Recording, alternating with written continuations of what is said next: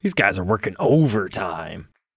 Welcome back, Troglodytes, to your daily dose of guitar information, the Trogly's Guitar Show. It's time for that weekly mod collection demo shop update. We're used to getting about 8 per week, but we got 14 new ones to talk about. But before we dive into that, hey, they updated the mod collection profile picture. Although sadly, we've already seen 2 out of the 3. So the middle one appears to be the Teal ES-355. That's currently available in their shop for $4,000. And then that SG Special was actually a long time ago. It's the Disco Static. I thought that one was pretty cool.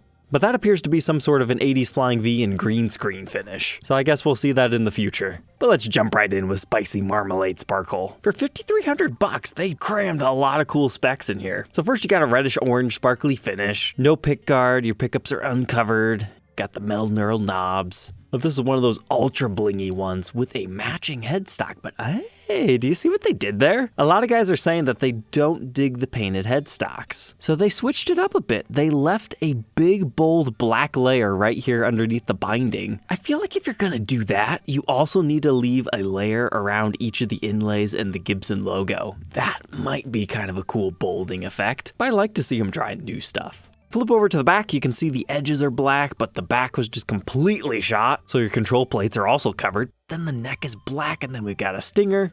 And speaking of bold, this is the first time we've seen the mod collection do that. Instead of restamping a new serial number, they taped over it before they applied the finish, and hey, locking tuners. All that and some custom buckers, I'm not surprised it went. Next we have Trans Teal Metallic in a 335. I like it. It's a nice even flame top. You can see through it. It's a bluish green, block inlays to make it a bit fancier. And oh, okay, tortoiseshell pickguard. Nice fancy touch, giving reissue vibes. Wow, the back matches very well with the top. And they left the natural neck. Reminds me of a beach. Check out this custom. It was a little bit cheaper at $5,200, and they named it Regal Eggplant Metallic. And not gonna lie, it came across really dark in their photos, but if we play with the photo a bit, it could look like this, so just think really dark purple color. They capped off the tailpiece studs, gave us a trapeze tailpiece, diagonal knobs, single humbucker, nothing in the neck, no pick guard. But it looks like they left the headstock alone except for the blacked out tuners and truss rod cover. And it's always weird to look at the back of a Les Paul and not have a control cavity. The entire back is just a mahogany color.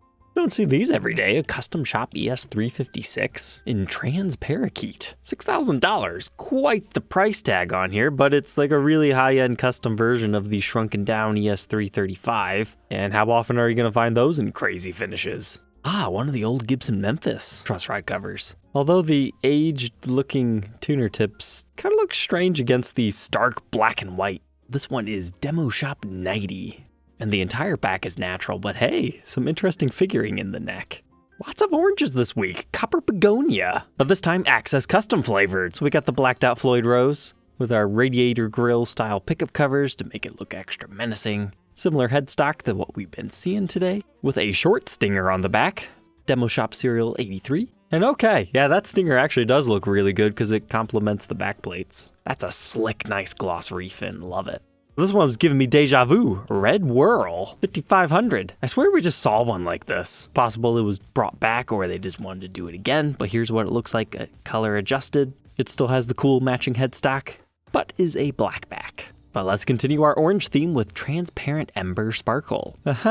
Listed as an ES-355. That's definitely not an ES-355. But I kind of dig the finish. It reminds me of the SG Deluxe from like 2013 that had the orange finish. I feel like they could bring that back and they could sell some. We got a Bigsby, capped off studs. Check out that truss rod cover, extra orange. And now it's reminding me of spooky Halloween season. A black back was a good choice, although it just doesn't feel like a January type of guitar. But how about a 57 custom? That's actually relatively inexpensive for one of those. It appears they just changed our knobs, gave us chrome instead of gold, and we no longer have a black finish over top of our mahogany. I don't think they colored the logo, but they might have put like a little bit of orange in there. But okay, the entire thing is natural. I was kind of thinking they were trying to do a stripped back 57 custom. But we are seeing a lot of those Demo Shop serial numbers this week. Locking tuners on that one as well. Now we've got a Regal Pine 335. It's a metallic with some see-through knobs, or at least it's a complete refin. And now we go back for some more orange. $2,900. They say it's Unburst, but they've changed so much about it, it just looks so different. Tortoise guard, Bigsby, all gold hardware, paired with a red back. But this next one just had me thinking, $2,400 for a studio and it's sold? Is this one of those new 2024 modern studios that I'm not sure exactly when they're releasing them? Some people apparently already have their hands on them. I mean, it's got the satin finish. It nearly looks like an ebony board from far away. But no, the description says it's from 2013. Pretty old. We got the gold, the black. It honestly looks really good. But it is just a rosewood fretboard, and they match the back. But yeah, sure enough.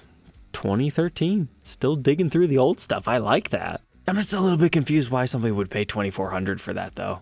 But our next one reminds me of the Mario Mushroom Les Paul Custom. It was a white Les Paul Custom with red dots on it. Wasn't very popular. It sat in the shop forever and they had to move it on to a new home. So now they gave it a different flavor. It's called Cherry Suds. Kind of reminds me of like rose petals or something Valentine's-y, which works really well because we're getting close to that season. So maybe it'll find a lover from that. But our headstock was left alone, but that's why it's in the mod collection. Really crooked. But it also has the Cherry Suds back and the extended stinger, and I like the use of the silver neck. That would make me believe that this started life all silver, and then this was sprayed over top of that, and then what we're seeing instead of white might actually just be silver. So it should have like a cool metallic nature to the finish as well. But yeah, they must have found some old stock MHS pickups they threw in there. That's the old Gibson Memphis stuff. And then we had a 58 Korina Explorer. No discount on that one, still 10 grand, but they give you a Siesta trans red finish. It just looks too much like the faded Explorers that you used to be able to buy for like $800. But if you're after red Korina, it's out there. We documented a Flying VK in a similar finish. They gave you the extra ambered over Gibson logo.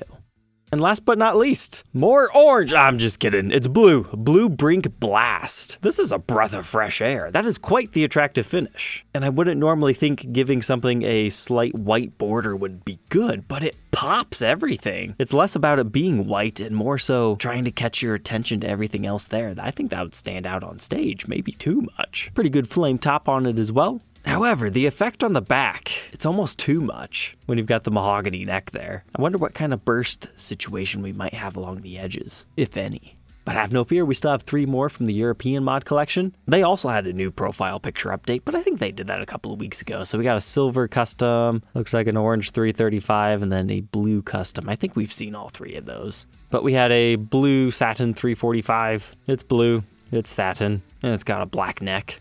Then they also had the Holly Berry Shimmer 59 335 reissue, a red sparkly finish that's gonna dance in the light, vaguely named after a famous person. And then of the 3, I think this was my favorite. When this launched, I was like, well, what is that? But I get it now. A fuchsianado sparkle, you know, fuchsia color, super sparkle, very aficionado-like. Of the 3 this week, it's definitely my favorite. It took a Les Paul Modern and made it very cool. They could take that to production, in my opinion. That one is chaotic good, especially with the chrome hardware. And they left the back natural. So pretty cool week. As far as the mod collections go, let's check out the demo shops. So USA side had a whole bunch of players' grade stuff if you're interested in that. What stood out to me is, hey, we haven't seen one of these 68 reissues in the demo shop in quite some time. Always love these crown headstock goofballs. Of the dark purple bursts, I think this is my favorite top I've ever seen. It's very 80s characteristic with the cross-hatched wood grain and the flame. That's very tempting, especially at that price. There was an interesting LOO, a model you don't see for sale in this shop every day. Although apparently it's brand new, 2023. They had one of the deep purple Les Paul specials, a Gibson.com exclusive. I thought 1500 sounded pretty alright. That's why it sold. And somebody also bought up the rose gold satin modern Lite. That finish actually looks pretty good in these photos. You can tell the whole metallic nature of it despite being a very thin coating. Then there was also another one of the Rick Beato signatures. Those always go fast at $300 off. And then last week, the Netherlands and UK demo shop took a break. This week, they took it light. The European had a lefty slash model that had a kind of interesting top and a pick guard. Why'd they put that on? And then what sold quick was this Victoria Les Paul. I think it sold because it had like a little bit of figuring in the back. And then a standard 60s Unburst, kind of a regular top. And lastly, the UK side of things, they had like 4 new listings, consisting of a 50 standard, a 60 standard, a Flying V custom, and the most standouty of the batch, a 335 vintage burst. It had some pretty cool wood grain going on.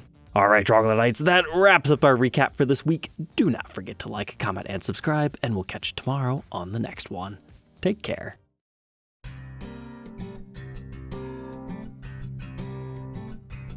If you enjoyed tonight's episode, consider subscribing. I post videos like this every day. And you might even enjoy this next one.